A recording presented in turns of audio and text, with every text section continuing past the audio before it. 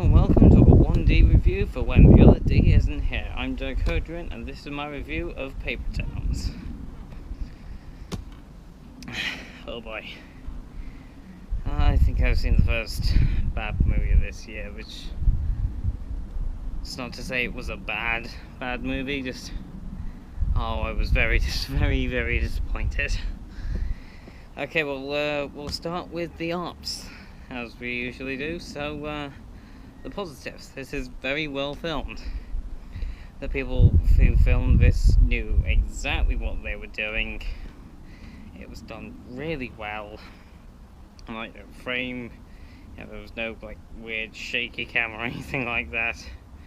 And it was all done very nicely. The sound was, again, really well done, and there were some bits in this that I found funny. There was some really, some funny gags and some, like, touching scenes.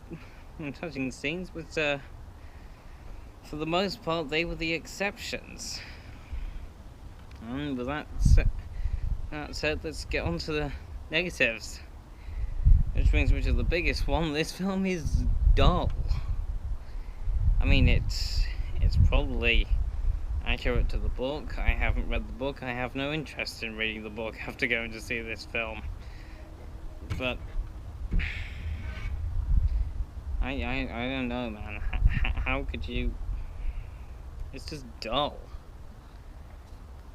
Really dull.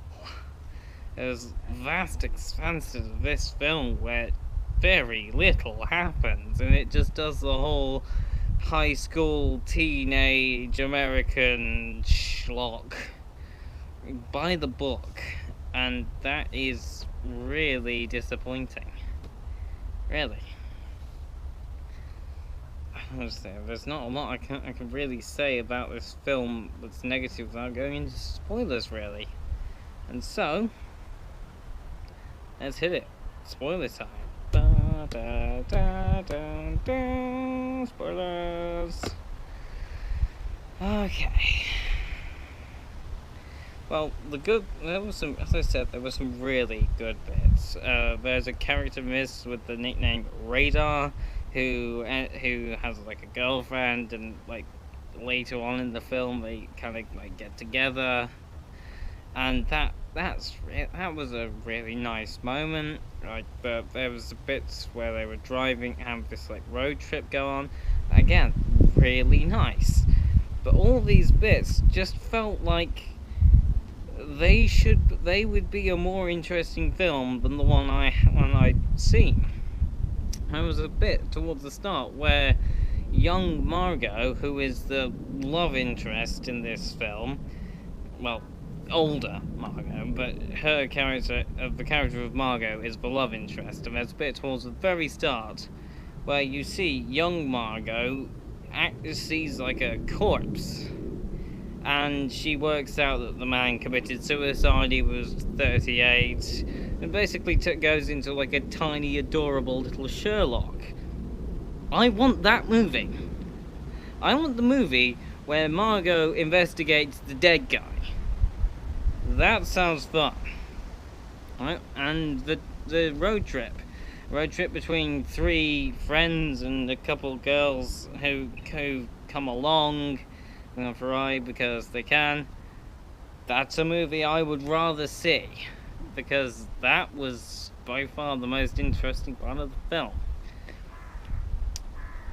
And everything else isn't. The main character, Q, or Quentin, it's Quentin short to Q, he's a vacuum of interesting. He's boring, lifeless. There's no real interest to his character. There's nothing funny or heartwarming or particularly relatable about him. He's just bland, which I suppose is kind of a point to go with Margot, who throughout the whole film is the most dynamic and interesting character of the whole film,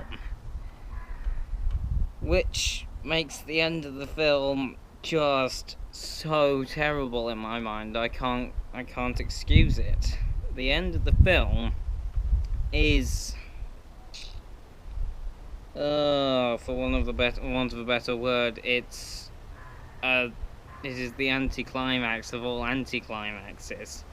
Frankly, having seen the end of that film, I don't want Margot, him to have met Margot because of what happened. She goes throughout the whole film being this interesting, cool person, and then she disappears, and she's mysterious and cool and interesting because she's mysterious. And they go across the country to find her, and then they eventually do find her, and a whole lot of nothing happens. Her character in that moment becomes a black hole of climax, whereby the entire film, all that was good that came before it, is eclipsed by this one awful twist that ruins the whole film. There was no payoff at all. I felt like I'd sat there for like an hour and 50. It was like, finally, ending it. And then it just continued after they met Margot, and they became kind of a thing, but not a thing. It was just disappointing. It was like, here you go, here's your kiss, you happy now? Here's the ending of the film. This is how it all pans out. And how it all pans out again is like kind of melodramatic, and it's like they go to prom, which throughout the whole film is hyped up as this big deal that we have to be back in time for prom, or else things happen and society will crumble all around us. Blah, prom. They throw prom at you about once every 5 minutes in this film from about half hour in. It becomes tiresome fast. And once you actually get to prom, it's the cheapest looking part of the film. It's about a 15-second segment with Quentin doing a dork dance and his friends doing dancing, and it looks like they just found a gym and threw some extras in there. It was really bad. Again, like the whole film, just anticlimactic and boring. And then the whole final thing, like the gang are splitting up, we gotta all go our separate ways, and he tries to wrap it all up by saying Margot was not this wonderful miracle thing. There's things happening to her, but I'm over it, and she's her own person thing. I guess the moral of the story is just people are people. Don't go for the image that you think they have. It was just dull. Again, it's not to say that there were good parts, just ugh. And so that brings me on to the final rating, and I have to give this 0. All told, there were some good bits, and if you're a fan of the book, I guess it's probably good. But if you're not a fan of the book, I don't think there's a good chance you'll enjoy this movie. I went in there hoping for a mystery, but the mystery plot was very thin to begin with, and then at the end it's just like it's like one of those little fireworks. Kind of refuses to go off, and then it does, and it's just like ugh. I kind of wish I hadn't lit that firework. Mostly the same thing you go in thing after going to see this. It's like, ugh. Well, there's 2 hours of my life wasted. Now when can I go see Mad Max again? That was pretty much my thoughts. It's just like, how long is it until Mad Max releases on Blu-ray?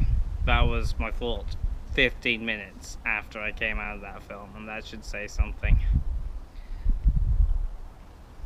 So yeah, if you're like on a date, pick a different movie, man.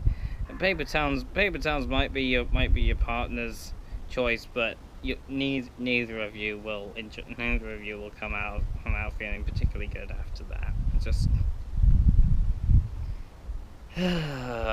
avoid. Really, just don't bother. It's 2 hours of bland nothingness.